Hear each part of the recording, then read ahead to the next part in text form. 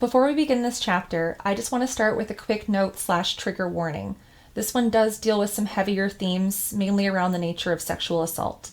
If this is triggering for you or not something that you're comfortable reading, if you're doing this for school, I recommend chatting with your teacher.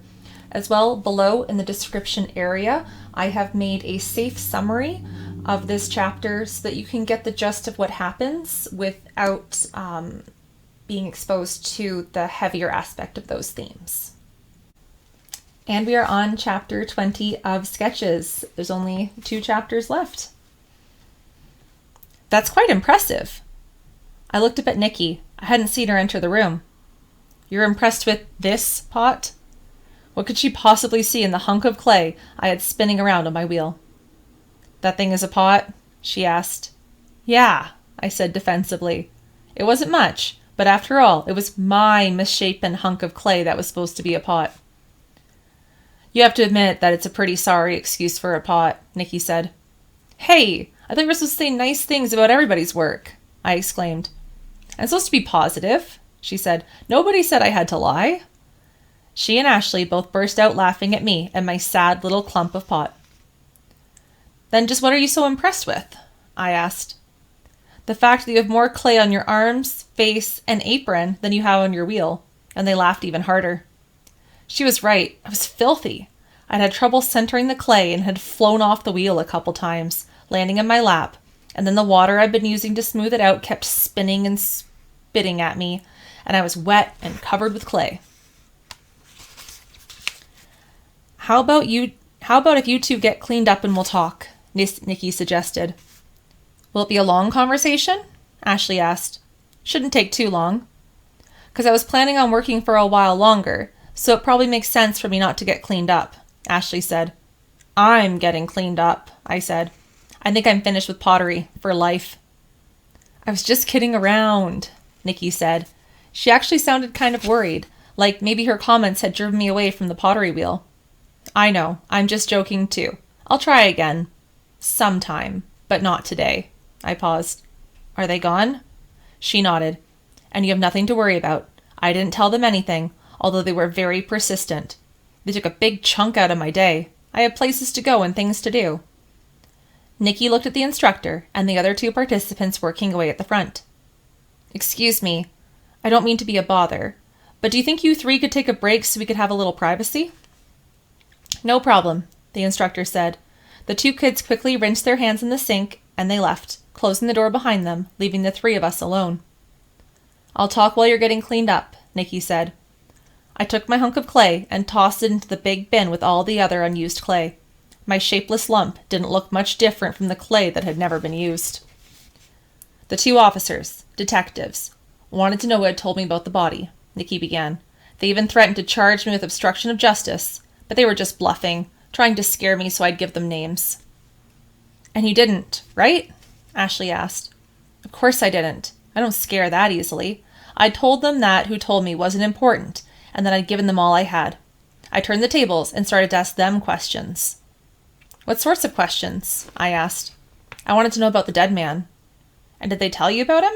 Ashley asked. Not at first, but then they figured if they answered my questions, I just might answer theirs. What did they tell you? I asked. His first name was James. They wouldn't tell me his last name. He was 54 years old and had been living on the streets for a long time. I think I might have known him. You did? Ashley questioned. After a while, you get to know everybody on the street. It isn't that big a world. They thought he'd been dead about 7 days. I thought back to the insects eating away at the man's face. And do they know how he died? Ashley asked. They didn't find any evidence of foul play. There was no evidence of a gunshot or a stab wound or a beating. It could have been a drug overdose. They won't know until they get the lab results from the autopsy.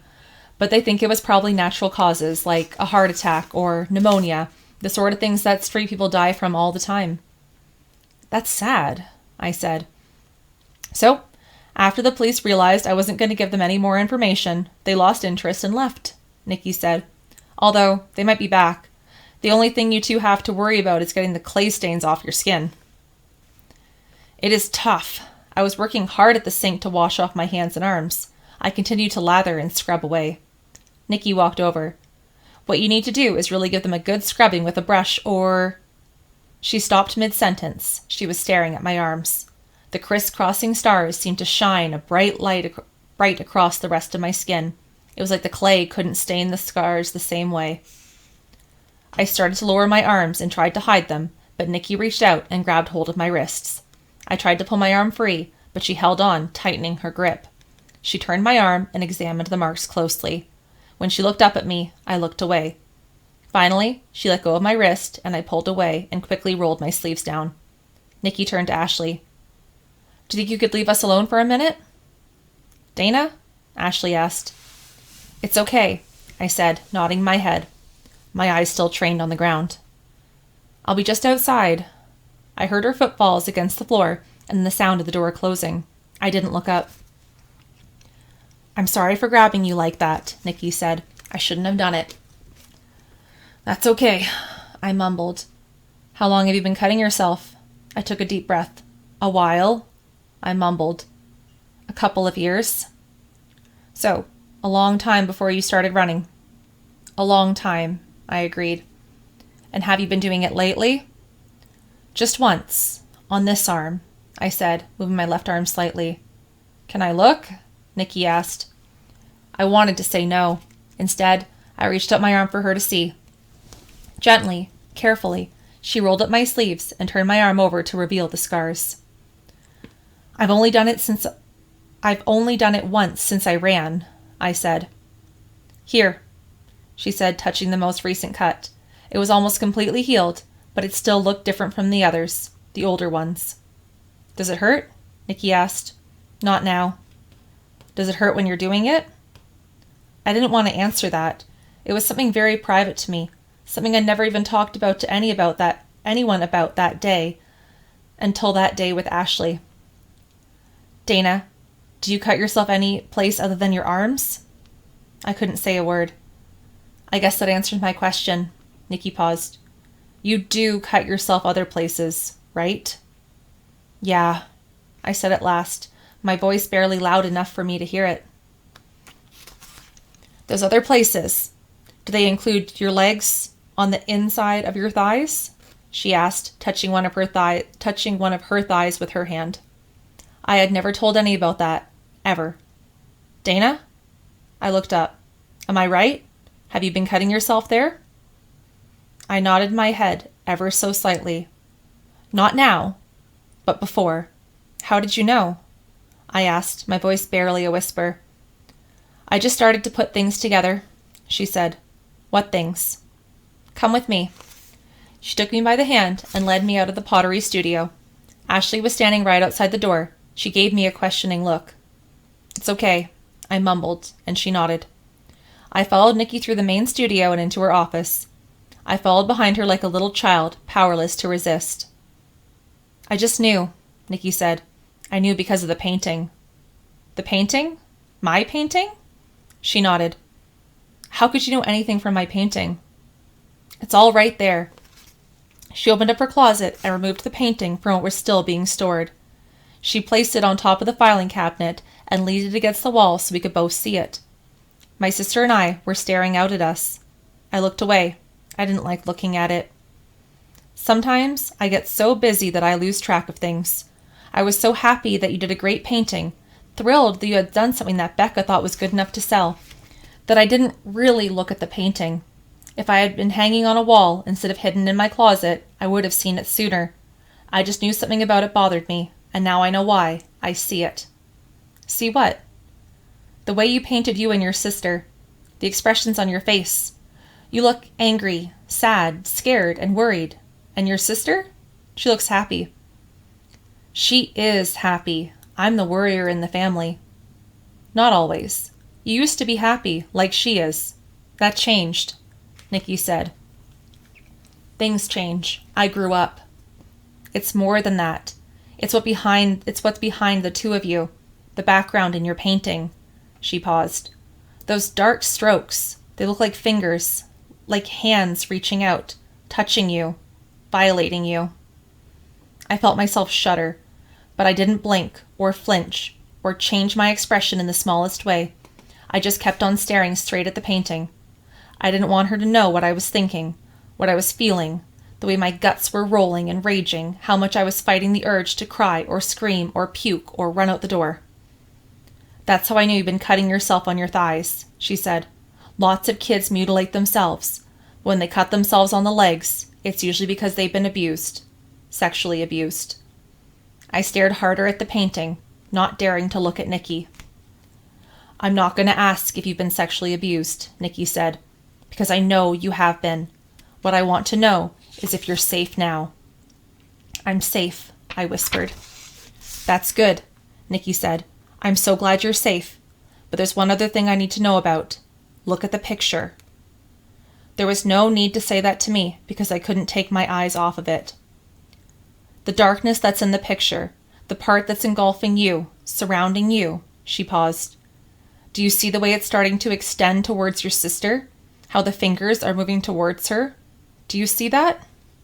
I gasped. I'd painted it, but I'd never seen it. I'd never really looked at it myself. There they were, the dark strokes moving towards her. My God. "Dana, this is important," Nikki said. "Has your sister been abused?" "No, I don't think so. No, I don't think so. Not when I left," I stammered. "Are you sure?" "I'm sure. She would have told me. She tells me everything. She couldn't keep that a secret." "Didn't you keep it a secret?" My gut started to roll around even more violently. "Is she in danger?" Nikki asked. "Is the person who abused you still in the house?" I nodded. "My stepfather, but he never touched her. I know he didn't." "There's lots of things you can't know for certain," she said.